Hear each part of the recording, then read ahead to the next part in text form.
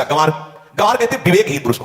विवेकहीन पुरुष को कोई कार्य दे दो, उस पर दृष्टि न रखो तो कार्य नष्ट हो जाएगा। वहां ताड़ने का तात्पर्य उसको पीटना नहीं है, उस अविवेकी गंवार पर दृष्टि रखो। हाँ, शूद्र का तात्पर्य जैसे किसी से कहते हैं कि शूद्रवत आचरण करता है, मतलब शास्त्र विरुद्ध सदाचार के विरुद्ध आचरण करना शूद्रवत आचरण की तरफ संबोधन किया जाता है। यहां कहा गया कि शास्त्र की सम्मति, शास्त्र के शासन के अनुसार आचरण हो, सदाचार परायण हो, शास्त्र जिसके लिए जो विधान करता है शास्त्र शासन स्वीकार करना। यहां शूद्र के ताड़न की बात कही। यहां शूद्र ताड़न का तात्पर्य डंडे से प्रहार करना नहीं, समझना। तुलसीदास जी की जो चौपाई है ये वेद आदि साहित्यों के मंथन करके उन्होंने लिखे हैं, इसीलिए उनकी अर्थ को हम इतने साधारण भाव से नहीं समझना चाहिए कि इसका अर्थ ऐसे लिखा गया है। अब यहाँ विचार जो है कि उस नारी के ऊपर ताड़न शब्द का क्या प्रयोग है। जैसे आप मार्ग में चले जा रहे हैं और आपने दृष्टि चूक कर दी और नारी आपकी स्त्री पीछे चली तो कोई हमला कर सकता है क्योंकि वो रत्न है। सारी नारियों की बात आती है। पहली बात तो नारी को देखना शास्त्र की दृष्टि में सही तो नहीं है। नारी को देखना ही एक प्रकार की पाप भी माना जाता है। पर नारी को देखे क्यों? अगर देखेंगे तो निश्चित रूप से भोग वासना आदि तुम्हारे मन में आ रहा है, तुम छुप छुप के दाड़ रहे हो, ये भी एक गलत अर्थ में आ जाता है। देखने वैसे ही वैदिक साहित्य के अनुसार, संस्कृति के अनुसार ब्रह्मचारी और सन्यासी नारी को देख भी नहीं सकते, तो फिर ये देखना अर्थ नारी के लिए प्रयोज्य हो ही नहीं पाता। ताड़ना शब्द का अर्थ मारने से नहीं है कि मारो। ताड़ना शब्द का अर्थ है, आज भी मध्य प्रदेश के उन गांवों में ताड़ना शब्द का अर्थ होता है देखना। मतलब महात्माओं ने अर्थ करे हैं कि ताड़ना का मतलब ग्रामीण भाषा में देखना होता है, जिससे देखने को कहते हैं कि आप नारी को देख के समझ जाना चाहिए कि उनकी मनोभाव क्या है। ये तो सिर्फ पति ही समझ पाता है, कभी कभी पति भी समझ नहीं पाता। लेकिन अगर पशु को अगर हम देखते हैं, हम देख के समझ जाते हैं, ये उसी के अर्थ में आ जाएगा। जो पशु पालतू हैं, जिसे मान लो घर में हम रखते हैं, पालन करते हैं, उनको देख के हो सकता है कि वो समझ जाए कि इसको क्या ज़रूरत है। लेकिन सारे पशुओं को तो नहीं कर सकते हैं। दूसरी बात, शूद्र को अगर हम देखेंगे, हम देख के उनको क्या समझ जाएंगे। और अगर ढोल को खास करके निर्जीव वस्तु को देखेंगे, हम क्या समझेंगे? ढोल को ताड़ना चाहिए, ताड़ना मतलब उसको ठपाक चाहिए, और बेताल नहीं। शास्त्र सिद्धांत के अनुसार, संगीत शास्त्र के अनुसार तभी वो राग प्रकट कर पाएगा, तभी वो बजेगा। ऐसे ही ढोल में ताड़न का तात्पर्य है उसको पीटना। अगर समझेंगे कि ये ढोल इस प्रकार बजाया जाना चाहिए, इसे शिक्षा लेनी चाहिए, तो फिर हमें उससे सारे ढोल को देख कर हम करेंगे क्या? जिसको ढोल के प्रति कोई इंटरेस्ट ही नहीं हो, देखेगा भी नहीं। तो फिर ये सार्वजनिक कहा गया है, रामचरितमानस है, तो उसी अर्थ में अगर लिया गया, सारे नारियों को नहीं देख सकते, सारे पशुओं को भी नहीं देख सकते, सारे गंवार और शूद्रों को, सारे ढोल को नहीं देख सकते। हम जाके हर एक ढोल को क्यों मैं देखें? कोई क्वेश्चन करें, मुझे कोई इंटरेस्ट नहीं, मैं क्यों ढोल को देखूं? तो बात ये आ जाता है। तो ये देखने के अर्थ में भी संदेह आता है। और कोई कोई एक मतलब जो अलग टाइप के लोग होते हैं, वो कहते हैं उनको मारने के अधिकार, उनको मारना चाहिए। मारने का तो सवाल ही नहीं उठता, किसी को भी मारा नहीं जाता, क्योंकि भगवान की जो धर्म स्थापना करते हैं, जीवे दया नाम रुचि के ऊपर स्थापना होता है। तृणादपि सुनी चेन तरोर इव सहिष्णुना कमानी न मान दन कीर्तनीय सदा हरि। जो भगवान श्री हरि की कीर्तन करेंगे, किसी को मारने पीटने की बात तो सवाल ही नहीं उठता। इसलिए वो अर्थ में ना तो हम ढोल, गंवार, शूद्र, पशु, नारी किसी को नहीं मार सकते हम लोग ताड़ना। कौटिल्य ने ताड़न का अर्थ शिक्षण लिखा है। ढोल, वाद्य, गंवार जो ग्रामीण व्यक्ति है, शूद्र शुचा जाति की शूद्र जो चिंता से भ्रमित हो जाए, पशु और नारी ये पढ़ने के अधिकारी हैं, इनको पढ़ाना चाहिए। दूसरी बात अगर हम देखते हैं शिक्षा देने के अधिकारी, ढोल को एक निर्जीव वस्तु को तो शिक्षा दिया ही नहीं जा सकता, उसको क्या हम शिक्षा देंगे? वो तो निर्जीव है। बाकी गंवार, शूद्र, पशु और नारी, इसमें से सिर्फ नारी को ही शिक्षा दिया जा सकता है, पशु को ही शिक्षा दिया जा सकता है, और गंवार को नहीं दिया जा सकता। और क्योंकि जिनका हिताहित तो ज्ञान नहीं होता है वो गंवार होते हैं। और शूद्र तो ऑलरेडी शिक्षित है, तभी तो शूद्र है, क्योंकि उसके मतलब गुण कर्म स्वभाव के अनुसार ही शूद्र है वो। तो इसलिए ये अर्थ सबके लिए सही नहीं बैठता।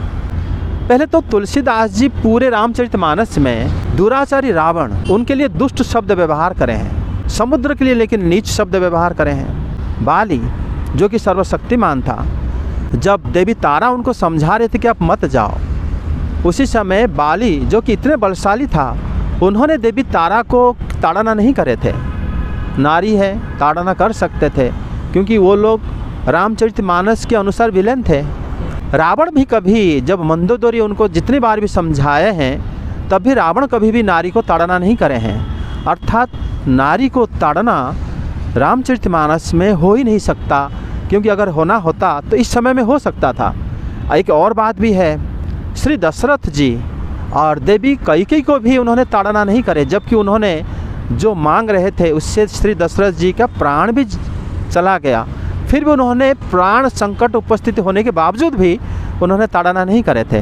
तो इससे ये पता चलता है कि ताड़ना नारियों को कभी नहीं करना चाहिए। ये रामचरित उल्टा शिक्षा हमें देता है। तुलसीदास जी जैसे लिखे हम उसी को अगर उसी तरह समझने के प्रयास करें तो वही स्वयं समुद्रदेव कुछ क्षण पहले श्री हरि को उन्होंने रास्ता देने के लिए आया ही नहीं। जब भगवान ने उठाए धनुष तीर तब उन वहाँ पर आए हैं और अपनी भेंट वगैरह लेके आए, अपनी पत्नियों को, अपने कुटुंबजन को लेके आके भगवान के शरण में गए।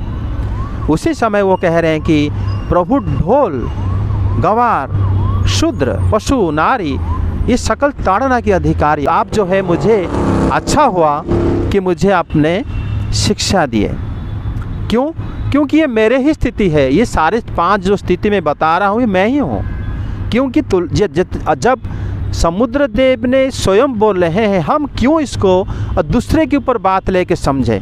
क्योंकि तुलसीदास जी ने वही लिखे हैं। ये तुलसीदास जी का उक्ति तो है नहीं, ये उक्ति है समुद्रदेव का। तो समुद्रदेव ने जो बोले हैं हम उसी को समझने के प्रयास करेंगे।